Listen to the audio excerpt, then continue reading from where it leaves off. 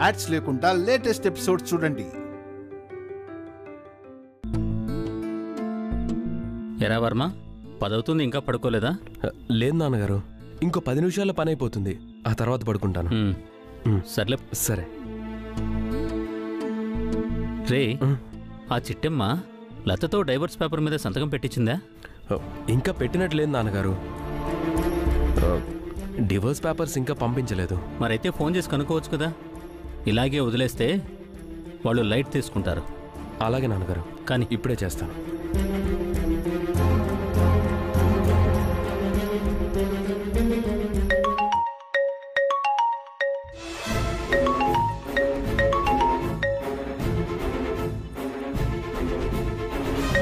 వర్మ చేస్తున్నాడు. హలో మర్ది. వదినా, లత ఉందా? ఉంది ఉంది, ఎత్తున్నానా. లత లత లత. ఏంటక్క? వర్మ ఫోన్ చేస్తున్నాడు, తీసుకో. వర్మ, విడాకుల పేపర్ల మీద సంతకం పెట్టావా?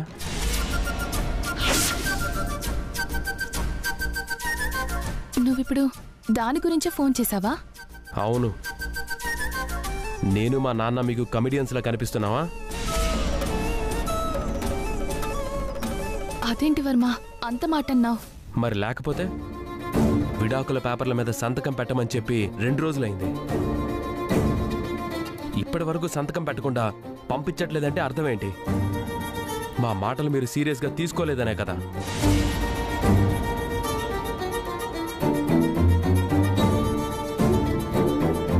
అది కాదు వర్మ. హలో మర్ది, ఏంటి మర్ది ఇది? భార్య భర్తలు అన్నాక చిన్న చిన్న గొడవలు సహజం. ఆ మాత్రం దానికి విడాకుల దాకా వెళ్తావేటి? వదినా, మీతో మాట్లాడే టైం కానీ ఓర్పు కానీ మాకు లేవు. మర్యాదగా డివోర్స్ పేపర్స్ మీద సంతకం పెట్టిచ్చారా సరే, లేదంటే డైరెక్ట్గా కోర్టులోనే కలవాల్సి ఉంటుంది. వర్మ, ఆఫీసు పడకు. రేపు పొద్దున్నే మీ ఇంటికి వస్తున్నాము. ఈ విషయాలని మనం అప్పుడే మాట్లాడుకుందాము. సరే, రేపటితో ఈ మ్యాటర్ సెటిల్ అయిపోవాలి. అంతకు మించి లాగటం నాకిష్టం లేదు. Good night.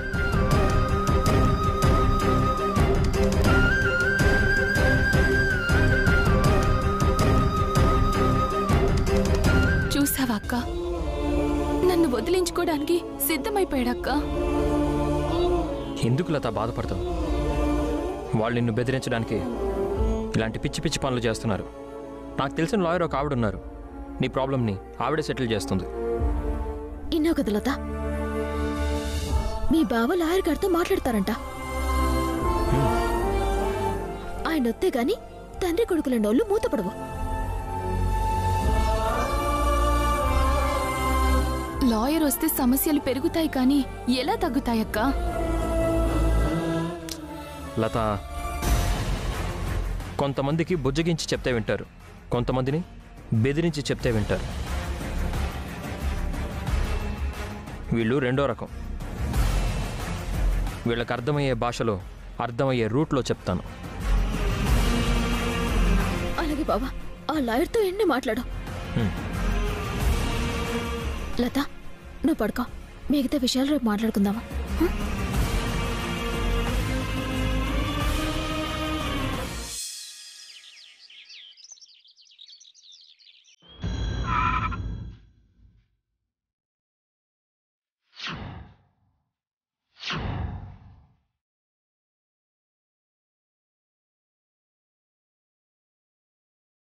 మనం చెప్పదలుచుకునేదేదో లాయర్ గారితో చెప్పించుంటే సరిపోయేది కదక్కా. మనం కూడా రావడం దేనికి? లత, నీ భయం, నీ బాధ నాకు అర్థమైంది. ఇప్పటికే కోపంతో రగిలిపోతున్న మావయ్య ఈ ఇంటి గడప తొక్కిన మరుక్షణమే మనల్ని అవమానిస్తాడనే కదా నీ భయం? అవునక్క, నా కోసం మా అక్క ఎవరి గడప తొక్కాల్సిన అవసరం లేదు, ఎవరితోనూ మాటలు పడాల్సిన అవసరం లేదు. అందుకే మళ్ళీ చెప్తున్నాను, లాయర్ గారిని పంపిద్దామక్క, మనం లోపలికి వెళ్ళిపోదాం. అమ్మా, 'లత, ఎడబాటు మనుషుల్ని మరింత దూరం చేస్తుంది. అదే అవకాశం దొరికినప్పుడల్లా కలుస్తూ ఉంటే అపార్థాలు తొలగి ఆ కలయిక మనుషుల్ని మరింత దగ్గర చేస్తుందమ్మా. ఆ నమ్మకంతోనే మీ అక్క నిన్ను ఇక్కడికి తీసుకొచ్చింది. అవును చెల్లె, నువ్వు వాళ్ళు చేయబోయే అవమానాల గురించి ఆలోచిస్తున్నావు. నేను మీ మధ్య ఉన్న అపార్థాలు తొలగిపోవాలని ఆలోచిస్తున్నాను.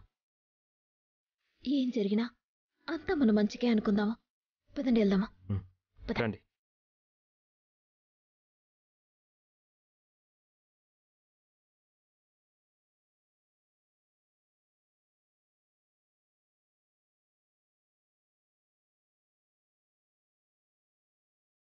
అత్తయ్య,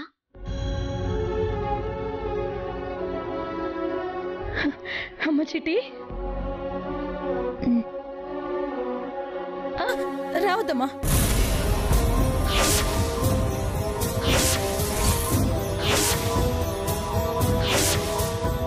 ఒక్క నిమిషం.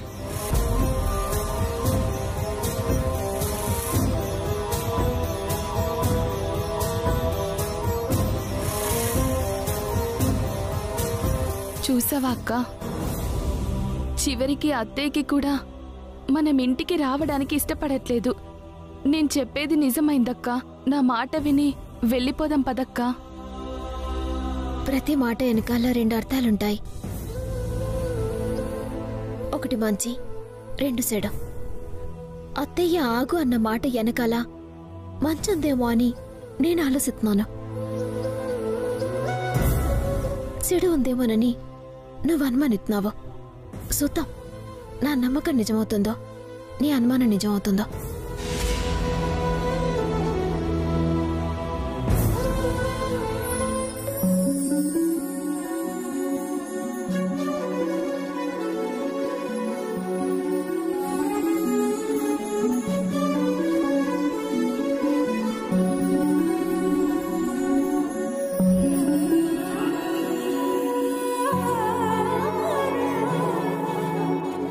తల్లివి కాబోతున్నావని నీలాంబరి ఫోన్ చేసి చెప్పిందమ్మా. నెల తప్పాక మొదటిసారి ఈ అత్తయ్య ఇంట్లో అడుగు పెట్టావు. దిష్టి తీద్దామని ఇక్కడే ఆగమన్నానమ్మా, అంతే. అత్తయ్య, నా సొంత మేనత్త ఉంటే ఎంతగా పొంగిపోయిండేదో నువ్వు కూడా అంతగా పొంగిపోతున్నావు అత్తయ్య. సొంత మేనత్తేంటమ్మా? నేనెప్పటికీ నీ సొంత మేనత్తనే అనుకో.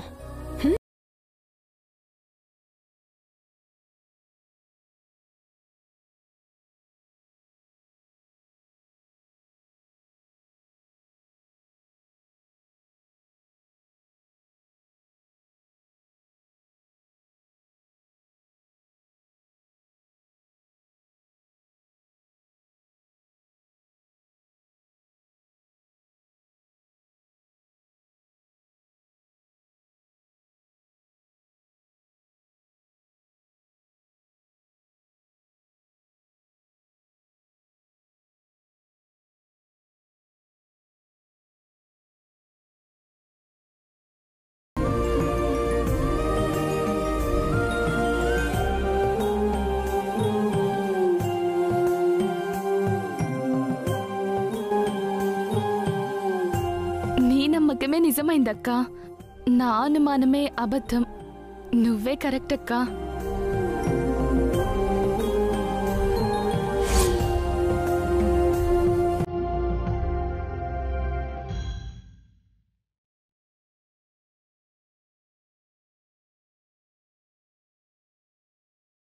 తొలిచూరుతో ఇంట్లో అడుగుపెట్టిన ఆడబిడ్డని వట్టి చేతులతో పంపించకూడదు.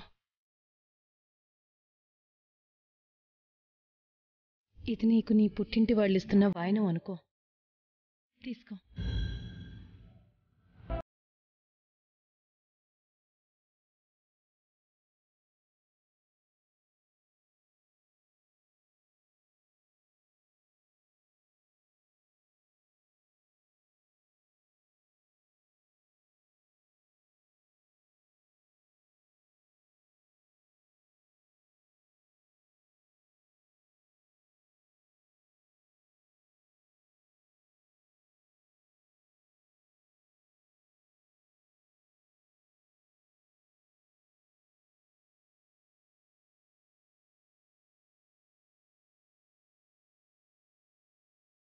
నా అదృష్టం ఏటో కాని నా సొంత మేనత్తే నాకు వాయనం వచ్చింది.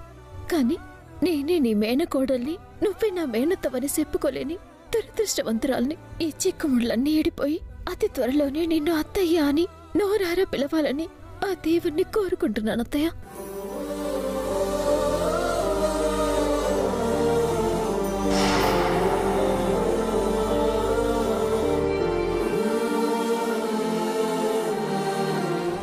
చిట్టమ్మ, ఆశీర్వాదం తీసుకో.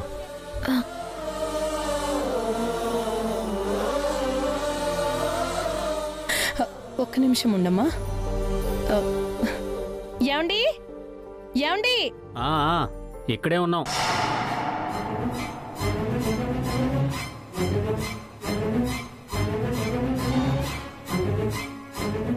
జరుగుతున్న సినిమా మొత్తం ప్రత్యక్షంగా వీక్షిస్తున్నాం. ఏమండి, మన చిట్టమ్మ తెలుసు. తల్లి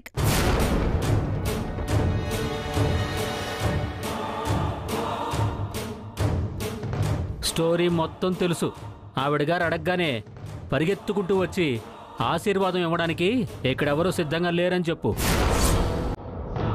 మావయ్య, వద్దు.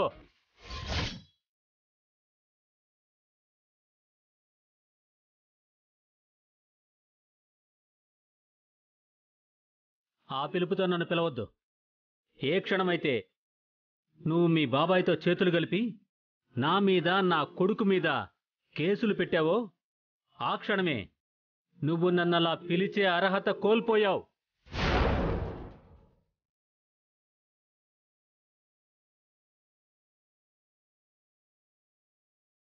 అవునదినా, నేను మా నాన్నగారు మంచివాళ్ళం కాబట్టి నువ్వు మా ఇంట్లో అడుగు పెట్టినా సరే పన్నెత్తి మాట కూడా అనకుండా మౌనంగా ఉన్నావు. మర్యాదగా వచ్చిన దారినే వెళ్ళండి, లేదంటే నాలో మరో యాంగిల్ చూస్తారు.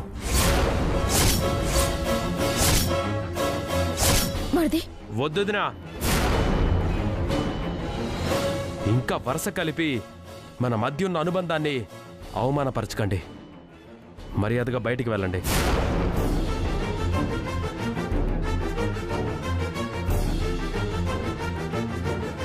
చెప్పాను కదక్కా, వీళ్ళకి ఆవేశం తప్ప ఆలోచించడం తెలీదని.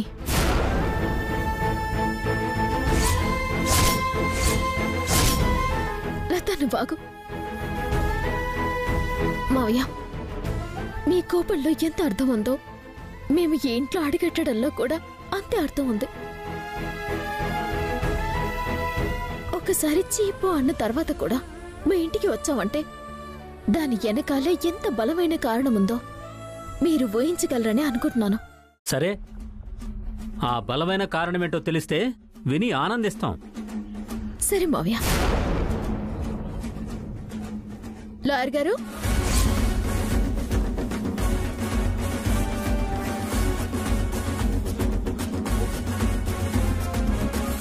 ఈయన మా మావయ్య గారు. ఆయన పక్కనున్న వ్యక్తి మా లత భర్త గారు. ఓహో, బలమైన కారణం అంటే ఏంటో అనుకున్నాను.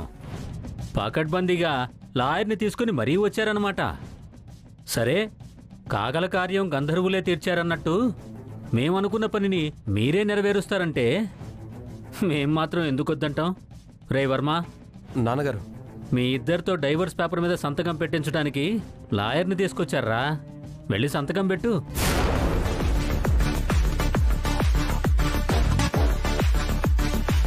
అలాగే నాన్నగారు. ఒకటేంటి, వాళ్ళు డివోర్స్ ఇవ్వాలే గాని 100 సంతకాలు పెడతాను. ఆ పేపర్స్ ఇలా ఇవ్వండి. ఒక్క నిమిషం మరిదే. విడాకులంటే అవి మీ గుమ్మానికి కట్టిన మావిడాకులు కాదు, మీరడగ్గానే పీకి చేతులు అట్టడానికి. దాని వెనకాల చాలా కథ ఉంటుంది. కథ? అవును బ్రదర్, ఏ తప్పు చేయకుండా లతకి విడాకులు ఇవ్వాలంటే దాని వెనకాల ఒక సీరియల్కి సరిపడా కథే ఉంటుందంట. అదేంటో లాయర్ గారు చెప్తారు, మీరు శ్రద్ధగా విని ఆనందించండి. సార్, మీ ఇద్దరికి పెళ్ళయి ఎన్ని రోజులైంది? 2 నెలలైంది. 2 నెలలకే మీరు ఈ అమ్మాయికి విడాకులు ఎందుకు ఇవ్వాలనుకుంటున్నారు? బుద్ధి లేక.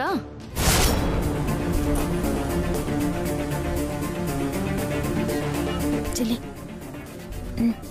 బాగా లాయర్ గారు మీరు అడగండి. ఏం అక్కర్లేదు, నా పెళ్ళని చెప్పింది నిజమే. బుద్ధి లేకే విడాకులు ఇవ్వాలనుకున్నా, కానీ బుద్ధి లేనిది నాకు కాదు, దానికి.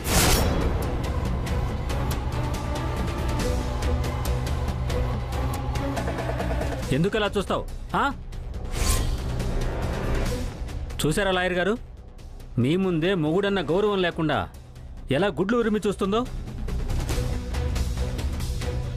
ఆవిడ గారి పొగర్ని, అహంకారాన్ని, సోమరితనాన్ని భరించలేకనే మా వాడు విడాకులిద్దాం అనుకుంటున్నాడు. ఈ కారణాలు చాలనుకుంటా. సరిపోదు సార్. ఏ భర్త అయినా తన భార్య నుంచి విడాకులు కావాలి అని కోరుకుంటే చాలా బలమైన కారణం ఉండాలి. నిద్ర లేటుగా లేస్తుందనో, కూరలో ఉప్పు తక్కువ వేస్తుందనో, తను మీరు బయటకు వెళ్ళినప్పుడు ఎదురు రాలేదనో, ఇలాంటి సిల్లీ థింగ్స్ చెప్పి విడాకులు కోరుకుంటే ఏ కోర్టు మీకు విడాకులు మంజూరు చేయదు సార్. మరి మమ్మల్ని ఏం చేయమంటారు? Simple sir. లత నుంచి మీరు విడాకులు కోరుకోవడానికి ఏమైనా బలమైన కారణాలు చూపించాలి. అంటే భర్తకి నచ్చిన పని చేస్తుందని గాని, లత మీ విషయంలో అన్యాయంగా, అక్రమంగా ప్రవర్తిస్తుందని గాని, మిమ్మల్ని రాచి రంపాన పెడుతుందని గాని, మిమ్మల్ని శారీరకంగా, మానసికంగా చిత్రహింసలు పెడుతుందని గాని, ఇలాంటి బలమైన కారణాలు చూపిస్తే తప్ప మీకు విడాకులు రావు. వచ్చే అవకాశం కూడా లేదు. అంటే భార్యాభర్తల మధ్య ఇలాంటివేం జరగకపోతే విడాకులు రావా? 100% రావంట మావయ్య గారు. కాబట్టి నా చెల్లిని తిరిగి కాపురానికి తీసుకెళ్లటం తప్ప మీరేటి చేయలేరు. ఒకవేళ విడాకులే కోరుకుంటే లాయర్ గారు చెప్పిన విషయాల్లో ఏ ఒక్క విషయమైనా సాక్ష్యాలతో రుజువు చేస్తే అప్పుడు విడాకులు రావచ్చు. ఎస్, విడాకులు కోరుకునే ఏ దంపతులైనా 6 నెలలు ఒకే ఇంట్లో కలిసి ఉండాలి. ఈ 6 నెలలు గడిచాక కూడా వీళ్ళిద్దరి మధ్య సయోధ్య కుదరని పక్షంలో అప్పుడు కోర్టు విడాకులిచ్చే అవకాశం ఉంటుంది.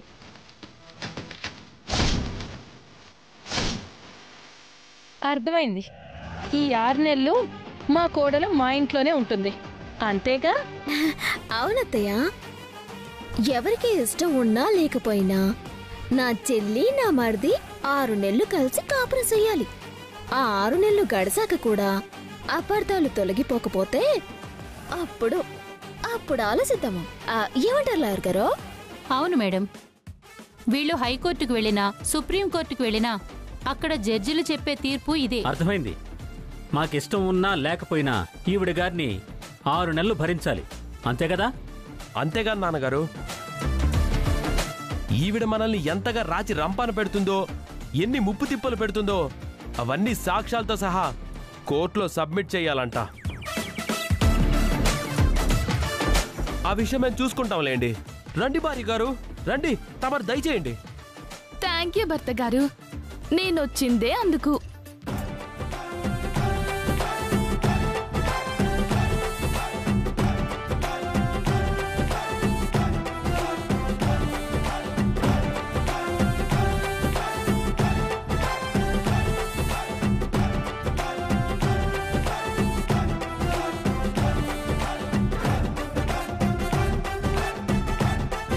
పదండి వెళ్దాం.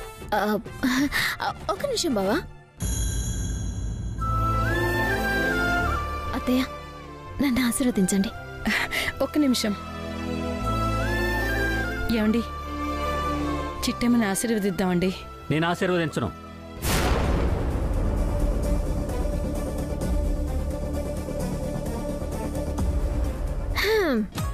నన్ను ఆశీర్వదించాలంటే అర్హత ఉండాలత్తయ్య. అది నీకుందిలే, నువ్వైనా ఆశీర్వదించు. అంటే నిన్ను ఆశీర్వదించే అర్హత నాకేనా లేంది? నేను కూడా ఆశీర్వదిస్తాను. వెళ్ళక్షంతలు తీసుకురాపో. అలాగేనండి.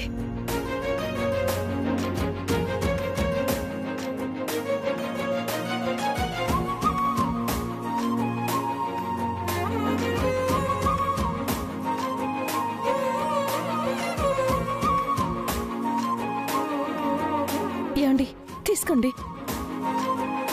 చిట్టి రామ్మా.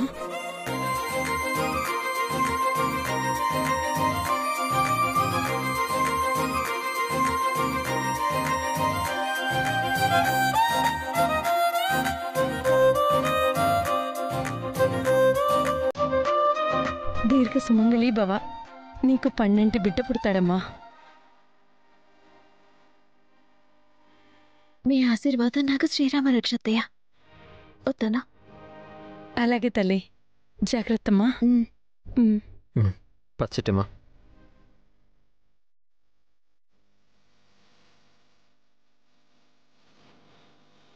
జాగ్రత్త.